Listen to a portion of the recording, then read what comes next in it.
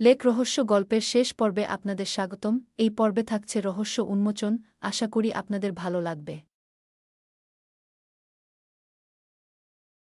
বাসায় আসার পর আমরা বোনের সাথে অনেক কথা বলার চেষ্টা করলাম, কিন্তু ও কোনো কথা বলতে পারছিল না। এমনকি খাওয়া দাওয়াও ঠিকমতো করতে পারছিল না। আমরা ওর মনের অবস্থা দেখে ওকে আর বিরক্ত করলাম না। এদিকে আমরা পুলিশকে জানানোর পরও পুলিশ কোনো তথ্য খুঁজে পেল না। আমরা ঠিক করলাম আমরা আবার সেখানে যাব, তবে এবার সাথে থাকবে আমাদের একজন বন্ধু, যে জাতীয় নিরাপত্তা সংস্থার সদস্য। যাওয়ার দিন আমরা কিছুটা ছদ্মবেশে তৈরি হলাম, কেননা কিছুদিন আগেই যেহেতু সেখানে যাওয়া হয়েছে, তাই হোটেল কর্তৃপক্ষ যেন আমাদের সন্দেহ করতে না পারে। আমরা এবার বেশ কিছুদিন থাকার জন্য হোটেল বুকিং নিলাম। প্রথম দিন থেকেই আমরা আমাদের কাজে লেগে পড়লাম। আমরা অতি ক্ষুদ্র জিনিস ও সন্দেহের তালিকা থেকে বাদ দিলাম না। প্রথমে রুমের প্রতিটি জায়গা সার্চ করতে লাগলাম এবং গুরুত্বপূর্ণ জিনিসগুলো নোট করতে লাগলাম। হঠাৎ খেয়াল করলাম ওয়াশরুমের বেসিনের নিচে একটা টাইলস সামান্য উঁচু হয়ে আছে। টাইলসে হাত দেওয়া মাত্রই একটি গোপন ক্যামেরার লেন্স বেরিয়ে আসলো। আমাদের সন্দেহ আরও প্রবল হয়ে উঠল। আমরা ওয়াশরুমে থাকা টাওয়েল, পারফিউম, শ্যাম্পু প্রতিটি জিনিস পরীক্ষা করতে নিয়ে আসলাম এবং সঙ্গে থাকা টেস্টিং মেডিসিন দিয়ে পরীক্ষা শুরু করলাম, এবং আমাদের সন্দেহ আবার প্রমাণিত হলো। প্রতিটি জিনিসেই চেতনা নাশকারী মেডিসিন দেয়া ছিল। আমরা প্রচণ্ড চিন্তায় পড়ে গেলাম এবং সেই সাথে এটাও বুঝতে পারলাম যে হোটেল কর্তৃপক্ষ এখানে বড় কোনো অপরাধচক্রের সাথে জড়িত। আমরা এবার সেই লেকের কাছে গেলাম এবং ড্রোনের মাধ্যমে পুরো লেকের ভিডিও ধারণ করলাম। আমরা রুমে এসে ধারণকৃত ভিডিওটি দেখতে লাগলাম।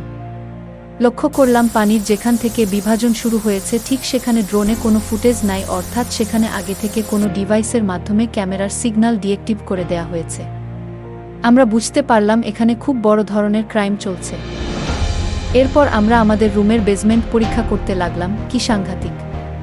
রুমের মেঝের নিচ দিয়ে একটা সুড়ঙ্গ পথ দেখা যাচ্ছে। আমরা প্রয়োজনীয় জিনিস সাথে নিয়ে ওই পথ ধরে এগোতে লাগলাম এবং একজন উপর থেকে পাহারা দিতে লাগলাম। সুড়ঙ্গ দিয়ে কিছু দূর যাওয়ার পর আমরা মানুষের পায়ের শব্দ শুনতে পেলাম। দুইজন লোকের কথাও শুনতে পেলাম। আমরা ভাবলাম বুঝি ধরা পড়ে গেছি, কিন্তু না, লোকগুলো আমাদের দেখে চমকে উঠল, বলল, আপনারা কারা? এখানে কি করছেন? আমাদেরও একই প্রশ্ন শুনে তারা আমাদেরকে এই রিসোর্টের যাবতীয় কর্মকাণ্ড খুলে বলল। লোকগুলোর মধ্যে একজন ছিল ওই ছেলেটার বাবা, যে আমাদের বোনকে ঢাকা ফিরে যেতে সাহায্য করেছিল। এদিকে অনেকক্ষণ উপরে থেকে নজর রাখতে রাখতে আমি খুব আতঙ্কিত হয়ে পড়লাম। ভাবলাম আমরা এখানে আসার আগেই একজন পুলিশ কর্মকর্তাকে জানিয়ে রেখেছিলাম তাকে কল করব, সেই সময় সুড়ঙ্গ থেকে আওয়াজ আসলো। এদিকে আমার হাজবেন্ড ও বন্ধু ওই লোক দুজনের কাছে জানতে পারল এখানে যারা বেড়াতে আসে হোটেল কর্তৃপক্ষ তাদের সম্পর্কে হোটেল বুকিং এর পর থেকেই সব ডিটেইলস খোঁজ নেওয়া শুরু করে এবং যারা একটু বিত্তবান তাদের বুকিং কনফার্ম করে। এরপর রুমের সিসি ক্যামেরা দিয়ে সকল গতিবিধি খেয়াল করে এবং লেকে নামার সময় জেনে নেয়।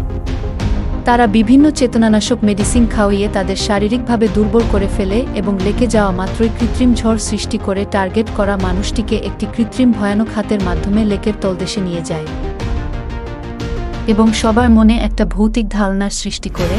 আর ওই মেডিসিনগুলো আমাদের চিন্তা শক্তিকে গ্রাস করে ফেলে এবং একসময় আমাদের মস্তিষ্ক তাদের কন্ট্রোলে চলে যায়। আমরা তাই ভাবি যা ওরা আমাদেরকে দিয়ে ভাবাতে চায়।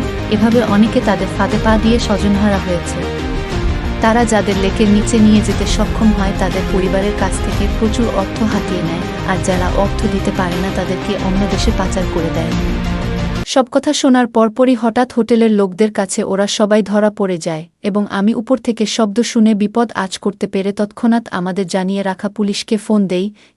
কিছুক্ষণের মধ্যে পুলিশ আসে এবং আমরা পুলিশকে শুরু থেকে শেষ পর্যন্ত আমরা যা কিছু জানতে পেরেছি সকল বিষয় অবহিত করি এবং এভাবেই আমরা একটি ভয়ানক অভিজ্ঞতার মাধ্যমে শেষ পর্যন্ত একটি বড় অপরাধচক্রকে আইনের হাতে তুলে দিতে সক্ষম হই। ভিডিওটি ভালো লাগলে লাইক, কমেন্ট ও শেয়ার করুন। আমাদের পরবর্তী ভিডিও পেতে চ্যানেলটিকে সাবস্ক্রাইব করুন।